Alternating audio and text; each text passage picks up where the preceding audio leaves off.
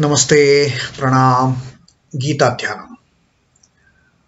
ओम पार्थाय प्रतिबोधितां भगवता नारायणेन स्वयं व्यासेन ग्रथितां पुराणमुनिना मध्ये महाभारतम् अद्वैतामृतवर्षिणीं भगवतीम् अष्टादशाध्यायिनीम् अम्ब त्वामनुसन्दधामि भगवद्गीते भवद्वेषिणीम्।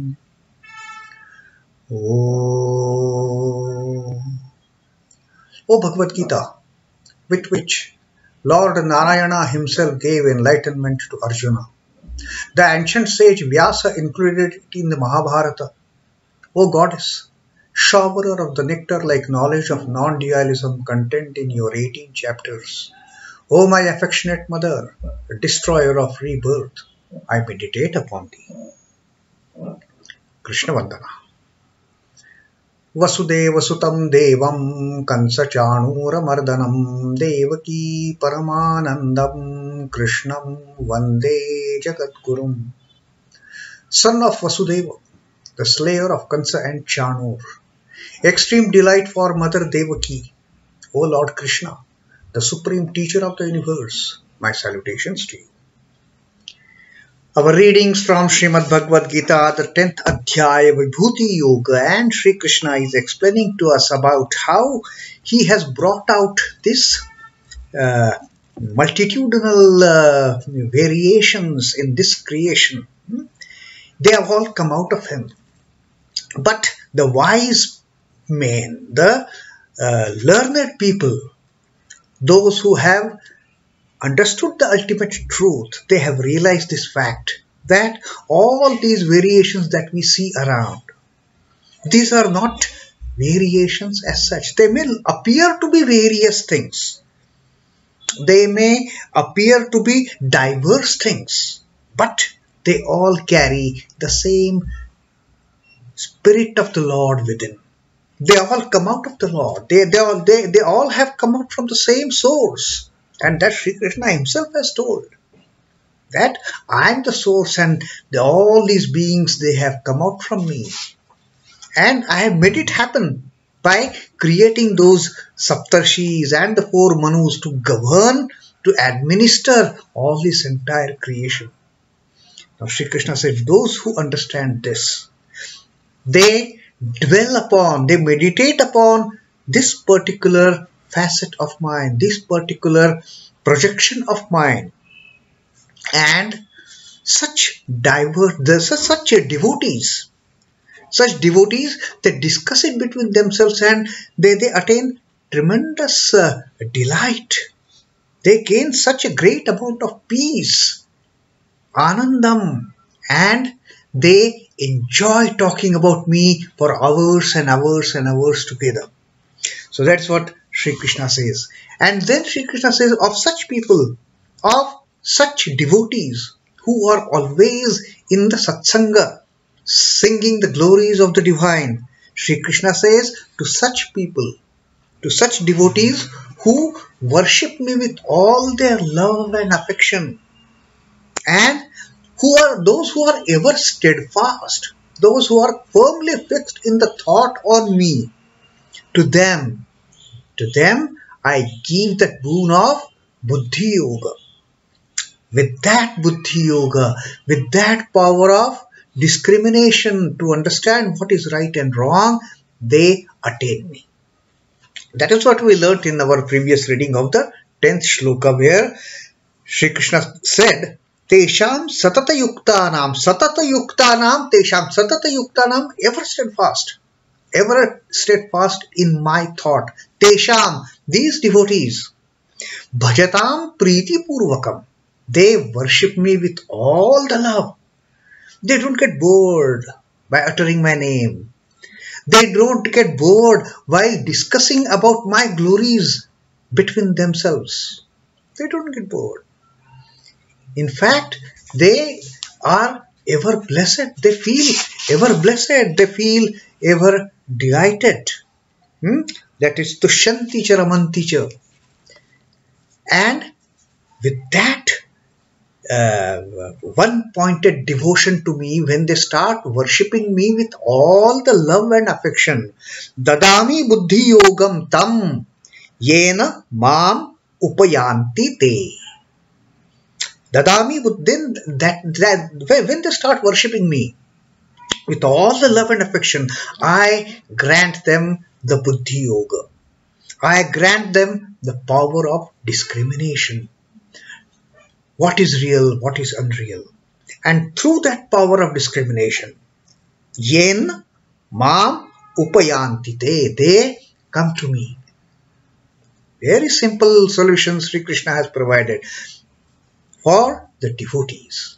For the devotees who always are happy in singing the glories of the Lord, who always are happy to commune with each other about the greatness of the Lord. And with most love and most affection, they keep on worshipping the Lord in a steadfast manner. Now, having done that, and as to that particular shloka, when Sri Krishna spoke about giving that buddhi yogas, how with the buddhi yoga the entire way of looking around changes. Sri Ramakrishna had given that beautiful example of a man staying in the dark room without any light for years together, and suddenly through a small aperture, the light comes in that room. He gets that knowledge of light through that small. As the aperture starts becoming bigger and bigger, this man's understanding and knowledge about the light which is coming through, it also widens, it also expands. And finally, like Sri Krishna said, I give buddhi yoga, Sri Ramakrishna's example, then finally that man is taken out of the dark room and put in that open ground, and all around is the beautiful sunshine. That is the ultimate realization that the man has for the light. That is the enlightenment. And Sri Krishna says, with that buddhi yoga, with that enlightenment, with that power of discrimination, of understanding what is real, what is unreal, these devotees, they attain me, they come to me. Now, how this happens, how this buddhi yoga actually works, now that also Sri Krishna is going to tell us in the 11th shloka. teṣhām evānukampārtham aham ajñāna-jaṁ tamaḥ nāśhayāmyātma-bhāva-stho jñāna-dīpena bhāsvatā. teṣhām anukampārtham. Anukampārtham is out of compassion. Now Sri Krishna says, out of compassion for these devotees who love to sing my names, who love to discuss about me between themselves, who are so much delighted in enjoying such satsanga and talking about me endlessly. teṣhām evānukampārtham. And out of mere compassion for these people, for these devotees, aham ajñāna-jaṁ tamaḥ. What I do, aham is I, what I do, ajñāna-jaṁ tamaḥ. The darkness born out of ajñāna, born out of ignorance. What I do, this darkness which is born out of ignorance in the minds of these devotees before becoming the devotees. As they become devotees, like the man Sri Ramakrishna told us about in that example, there is total darkness first. Then slowly comes the light through 1 millimeter hole in that wall. Then the hole broadens, it widens, and more light comes, there is more enlightenment. So now Sri Krishna here is telling, with the darkness born out of ignorance in the minds of these people, what I do, nāśhayāmyātma-bhāva-stho. I destroy, nāśhayāmi, I destroy atma-bhāva-stho, dwelling within their inner being, that darkness born out of ignorance which is dwelling in their inner being, I destroy. And jñāna-dīpena bhāsvatā. Jnana-dīpena, with the knowledge of light, with the knowledge of that buddhi yoga, I give them enlightenment, bhāsvatā. So this is how Sri Krishna helps his devotees. This is how the Lord helps his devotees in getting rid of the darkness, getting rid of that darkness born out of ignorance. First, there is total darkness. And then, slowly, Lord starts creating an aperture in the wall of that room. Then, little light, little light, little light. And then finally what happens? Lord says, hey man, now don't be in that room at all. He will just pull that man out and keep that person in the open ground. And that man is just flabbergasted. He's so enchanted seeing that light around. Oh my God, so much of light. I was not at all aware. All these days I was thinking light is so small. It is coming slowly bigger and bigger and bigger. And now here I see the entire universe is flooded with the light. That is the enlightenment. And that is what Sri Krishna says. Out of compassion, as the devotees start worshipping the Lord with all their love and affection, with all their attention, with all their concentration, with all their focus, that compassion generates in the mind of the Lord. And then the Lord, out of compassion, burns away that darkness of ignorance by lighting this lamp in their inner self. Once that lamp of knowledge, once that lamp of buddhi is ignited, starts burning in the inner self, then that is the power of this. That is the moment when people come to know what is the ultimate reality. So this is Sri Krishna's, he has explained in this shloka the process by which he destroys the darkness born out of ignorance by providing the right kind of knowledge, by providing that ultimate buddhi yoga. The Lord's choosing to reside in the hearts of beings is his compassion. That is his compassion. Only out of his compassion, the Lord decides to dwell here in the heart of the devotees. Lord is nowhere outside. Lord is there in the heart of the devotees. Because of his presence as conscience, beings are prompted to seek what is good, or at least what seems good. So that Lord who is sitting here is always trying to tell us through the buddhi, but we don't pay any attention. We don't pay any heed. That Jivatman who is sitting here dwelling inside, Jivatman is nothing but part of that same Paramatman. It has to merge in that same Paramatman which is staying here right now, which is dwelling here right now. And as Kathopanishad says, that Jivatman who is size of the thumb, Angushthamatrena. That is how Kathopanishad has defined this Jivatman who is dwelling inside the human body as. So anyway, so that is what happens. That this Lord is dwelling inside. He is always guiding us through that conscience, through that Sat Viveka Buddhi, through that Buddhi. But we remain ignorant about it. The lamp of wisdom that the Lord lights is constituted of divine components. Discrimination functions as the container of oil. The Buddhi Yoga, what that Sri Krishna tells us in the previous shloka, that power of discrimination, the Buddhi Yoga, it acts as the container of oil. And as we have heard earlier, that in that example that Sri Ramakrishna gave, that the lamp burns because of the oil, not because of the wick or just the lamp. Unless and until there is oil in the lamp, the wick which we burn, it won't keep on burning without oil. So this discrimination is like the container of the oil. It is constantly pouring oil in the lamp of our heart. And because of that discrimination, that lamp is burning.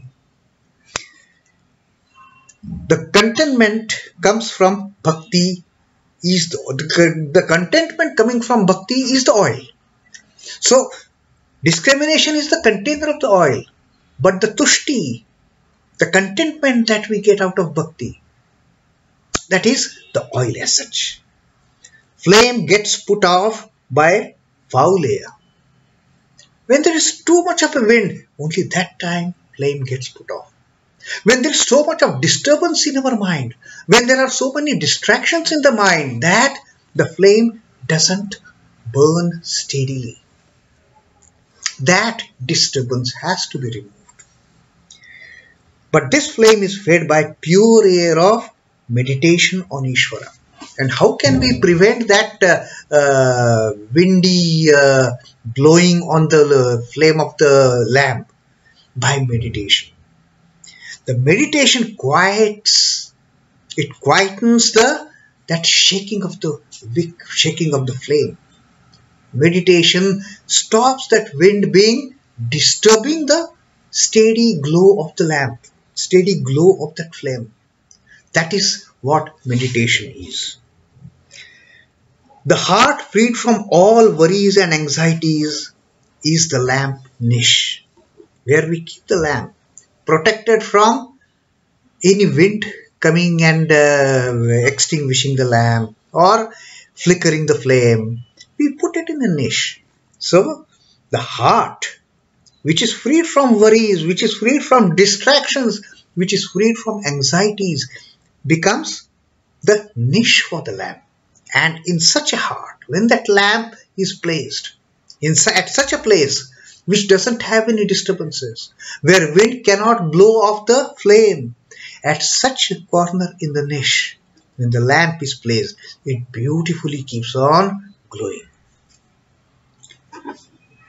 A burning lamp runs the risk of being blown out by a gust, isn't it? If there is heavy wind, the burning lamp may just stop burning. It will extinguish. The fire will douse. But a mind unaffected by attachment and aversion is the best windscreen on this lamp. Now, this is a beautiful example Swami Chidbhavananda has given as far as the process of enlightenment is concerned. This is how the enlightenment happens in people.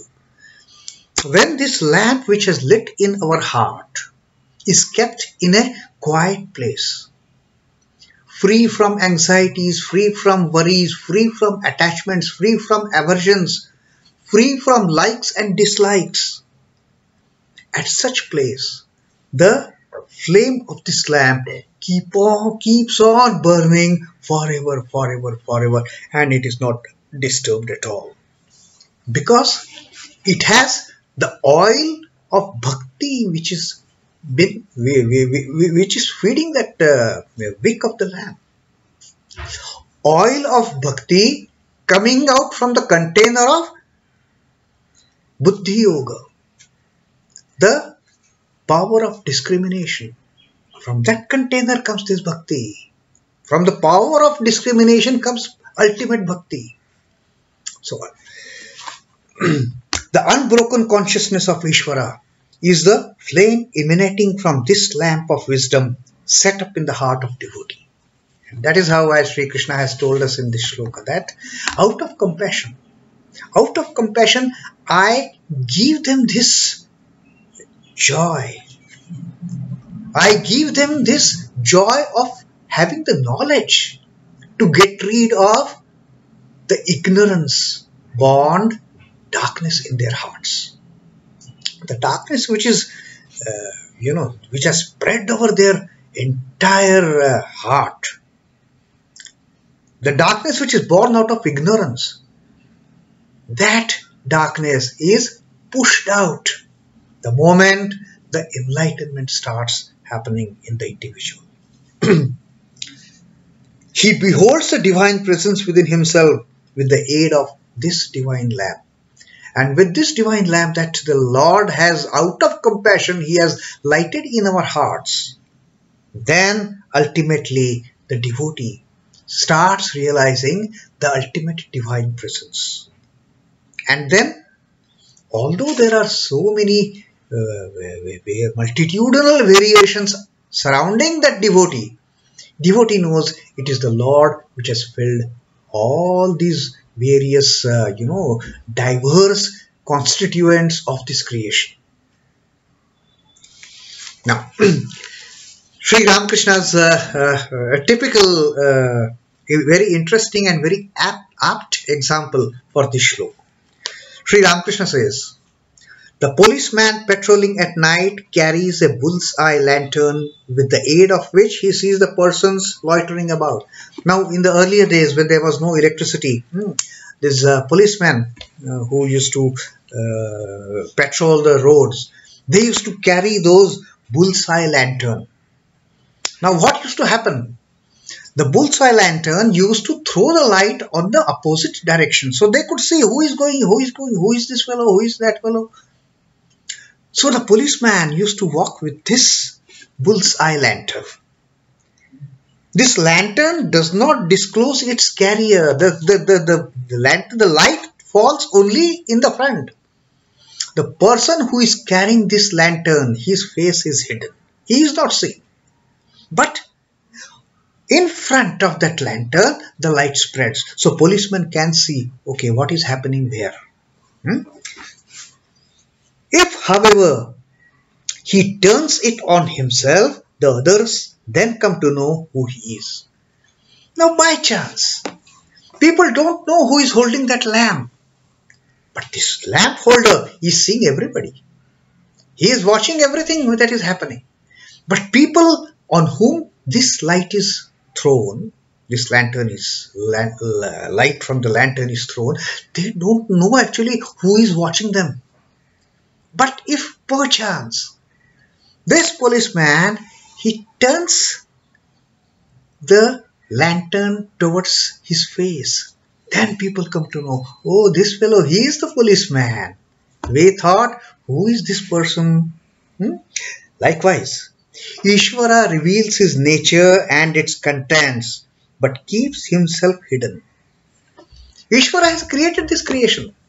He wants us to enjoy this creation, knowing that this creation is part of the Ishvara. But Ishvara always remains hidden. The great Lord always remains hidden behind that lantern. Behind that bull's-eye lantern. He wants us to see each and everything.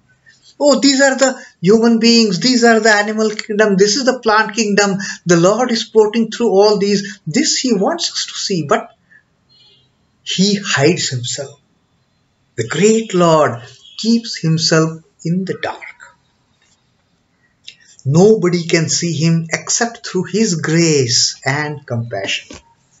Only when the Lord thinks that, okay, now let these children, let they see my face, let they see who I am, and then the Lord turns the lantern and the children see the face of that mighty person who is making them play around in this creation.